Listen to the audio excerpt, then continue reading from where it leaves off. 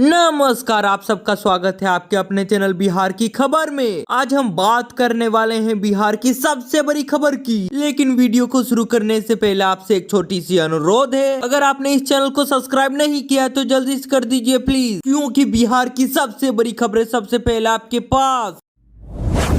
तेजस्वी यादव के 2 voter ID card पर सियासी भूचाल आ गया है। बीजेपी ने तो कर दी है एफआईआर की मांग। पूरी जानकारी के लिए हमारे चैनल पर बने रहें। बिहार की राजनीति में तेजस्वी यादव के 2 वोटर आईडी कार्ड को लेकर विवाद गहरा होता जा रहा है। तेजस्वी यादव ने तो हाल ही में दावा किया था कि उनका नाम तो मतदाता सूची से हटा दिया गया है, लेकिन चुनाव आयोग ने इसे तो पूरी तरह से खारिज कर दिया। अब बीजेपी तो उन पर 2 एपिक नंबर रखने का आरोप लगाते हुए एफआईआर दर्ज करने की मांग कर रहे हैं। तेजस्वी यादव ने एक प्रेस कॉन्फ्रेंस में कहा कि विशेष पुनरीक्षण अभियान के बाद उनका नाम निर्वाचन आयोग की वेबसाइट पर ही नहीं दिख रहा था। उन्होंने तो अपना एपिक नंबर बताया और कहा है कि जब वे वेबसाइट पर अपना नाम खोजते हैं तो नो रिकॉर्ड फाउंड का संदेश आता है। तेजस्वी यादव ने चिंता जताई है कि अगर उनका नाम मतदाता सूची से हटा दिया गया है तो वे चुनाव कैसे लड़ पाएंगे। तेजस्वी के आरोप के बाद पटना जिला प्रशासन ने तुरंत स्पष्ट किया है कि उनका नाम मतदाता सूची में मौजूद है। प्रशासन द्वारा जारी मतदाता सूची में तेजस्वी यादव का एपिक नंबर पूरी तरह से दर्ज हुआ है। सूची में तो उनका नाम, पिता का नाम, पता, उम्र और विधानसभा क्षेत्र संख्या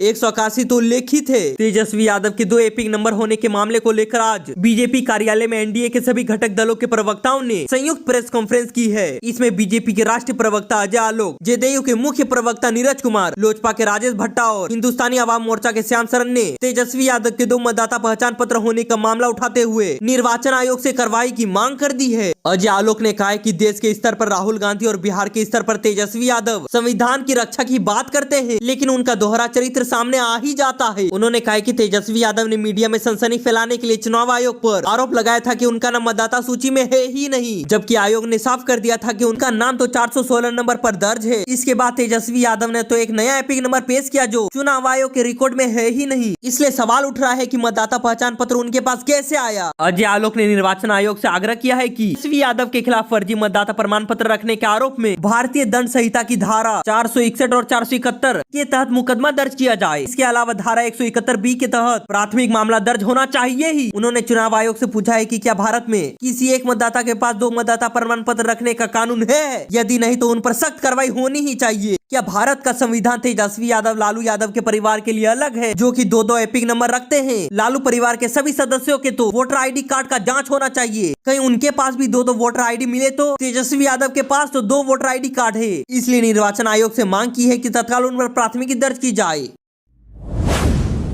वहीं पर बिहार से सबसे बड़ी अपडेट सामने आ रही है। बिहार में लगातार बारिश से कई हिस्से तो जलमग्न हो गए हैं। मुख्यमंत्री नीतीश कुमार का तो आपदा प्रबंधन पर कई दिशा निर्देश भी जारी हो गए हैं। पिछले 3 दिनों से राजधानी पटना सहित राज्य के विभिन्न हिस्सों से लगातार हो रही बारिश ने जल जीवन को पूरी तरह से अस्त व्यस्त कर दिया है। सड़कों पर तो जल जमाव हो रहा है, यातायात व्यवस्था में बाधा और निचले इलाकों में पानी भरने से लोगों को भारी परेशानी का सामना करना पड़ रहा है। मुख्यमंत्री नीतीश कुमार ने बारिश को लेकर आपदा प्रबंधन विभाग को दिशा निर्देश भी जारी कर दिया है। सीएम नीतीश कुमार ने बारिश के कारण उत्पन्न होने वाली सभी संभावित आपदा से निपटने के लिए आपदा प्रबंधन विभाग को पूरी तरह तत्पर रहने का निर्देश जारी कर दिया है। उन्होंने अधिकारियों को किसी भी स्थिति में निपटने के लिए तैयार रहने और त्वरित कार्रवाई सुनिश्चित करने को कह दिया है। बारिश के कारण नदियों के बढ़ते जलस्तर और बाढ़ की आशंका को देखते हुए दिशा निर्देश जारी कर दिया है। नीतीश कुमार ने पटना के पटेल भवन पहुंचकर गृह विभाग और आपदा प्रबंधन विभाग को पूरी तरह से निरीक्षण कर लिया है। इस दौरान उन्होंने राज्य आपातकालीन संचालन केंद्र की कार्य प्रणाली और व्यवस्था की विस्तृत जानकारी ले ली है। उन्होंने बारिश की स्थिति, नदियों के जलस्तर और फसलों की स्थिति का भी पूरा जायजा ले लिया है। निरीक्षण के दौरान मुख्यमंत्री ने अधिकारियों को आवश्यक दिशा निर्देश भी जारी कर दिए हैं। विकास आयुक्त सह आपदा प्रबंधन विभाग के अपर मुख्य सचिव प्रत्यक्ष अमृत कुमार ने मुख्यमंत्री को बताया है कि पिछले 24 घंटों में राज्य के 222 प्रखंड में 25 मिलीमीटर या इससे अधिक बारिश दर्ज की गई है। गंगा, कोसी और बुरा गंडक नदियों का जलस्तर बढ़ रहा है, जो कुछ स्थानों पर खतरे के निशान के करीब है। हालांकि अभी स्थिति नियंत्रण में है।